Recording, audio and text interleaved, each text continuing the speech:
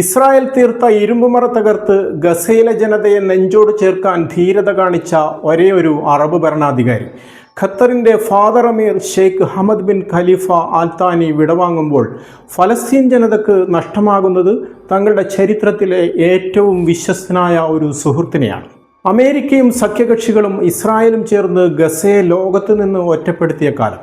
2006 ഫലസ്തീൻ തിരഞ്ഞെടുപ്പിന് ശേഷം ഇസ്രായേൽ ഏർപ്പെടുത്തിയ കടുത്ത ഉപരോധത്തിൻ്റെ 6ാം വർഷം, അതായത് 2012 ഒക്ടോബറിൽ അന്താരാഷ്ട്ര സമ്മർദ്ദങ്ങളെ മുഴുവൻ കാറ്റിൽ പറത്തി ഷെയ്ഖ് ഹമദ് ഗസയിലെത്തി.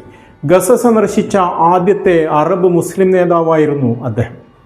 പട്ടിണിയിലും ദുരിതത്തിലും കഴിഞ്ഞിരുന്ന ഗസയിലെ ജനങ്ങൾക്ക് അന്നത് വെറുമൊരു സന്ദർശനമായിരുന്നില്ല, മറിച്ച് തങ്ങൾ ഒറ്റക്കല്ലെന്ന പ്രഖ്യാപനമായിരുന്നു.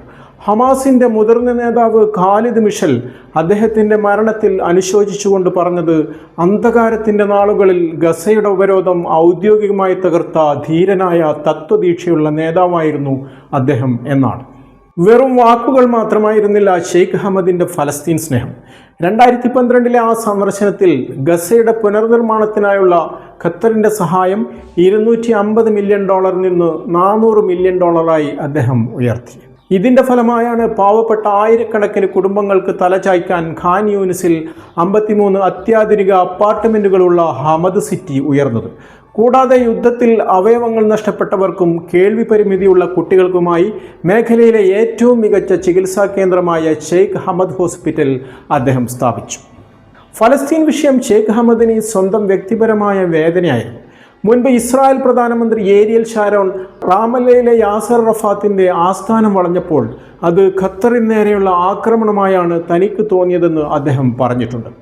2008-2009 കാലത്തെ ഗസ യുദ്ധത്തിൽ പല അറബ് രാജ്യങ്ങളും മൗനം പാലിച്ചപ്പോൾ ദോഹയിൽ അടിയന്തര ഉച്ചകോടി വിളിച്ച് ഗസക്കായി ഫണ്ട് രൂപീകരിക്കാൻ അദ്ദേഹം ധീരത കാണിച്ചു.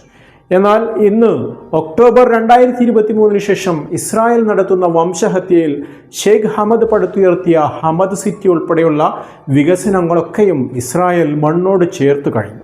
എങ്കിലും ഇസ്രായേൽ നിരന്തരം ബോംബിട്ടിട്ടും വടക്കൻ ഗസയിൽ ഇന്നും തകരാതെ പ്രവർത്തിക്കുന്ന ഏക CT സ്കാനറുള്ള ഷെയ്ഖ് ഹമദ് ഹോസ്പിറ്റൽ ആ ധീര നേതാവിൻ്റെ ദീർഘവീക്ഷണത്തിൻ്റെ പ്രകടമായ തെളിവായി അവശേഷിക്കുന്നു. അധികാര കസേരകൾക്കായി പലരും ഫലസ്തീൻ ജനതയെ കൈവിട്ടപ്പോഴും വിമോചനത്തിനായുള്ള പ്രാഥമിക പോരാട്ടം നിങ്ങൾ നയിക്കൂ, ഞങ്ങൾ കൂടെയുണ്ടാകും എന്ന് ഫലസ്തീനികളോട് വിളിച്ചു പറഞ്ഞ നേതാവാണ് വിടവാങ്ങിയിരിക്കുന്നത്. ഭൂപടത്തിൽ നിന്ന് കെട്ടിടങ്ങളില്ലാതാക്കാൻ ഇസ്രായേലിന് കഴിഞ്ഞേക്കാം, പക്ഷേ ഗസയിലെ ജനങ്ങളുടെ മനസ്സിൽ ഷെയ്ഖ് ഹമദ് എന്ന പേര് എന്നേക്കുമായി കൊത്തിവെക്കപ്പെട്ടിരിക്കുന്നു. ഈ ധീരനായ നേതാവിനെ കുറിച്ചുള്ള നിങ്ങളുടെ അഭിപ്രായങ്ങൾ താഴെ കമൻറ്റ് ചെയ്യുക. കൂടുതൽ വാർത്തകൾക്കായി ചാനൽ സബ്സ്ക്രൈബ് ചെയ്യുക. നന്ദി. കൂടുതൽ വാർത്തകൾക്കും വിശേഷങ്ങൾക്കും ന്യൂസ് ലൈവ് TV സബ്സ്ക്രൈബ് ചെയ്യുക.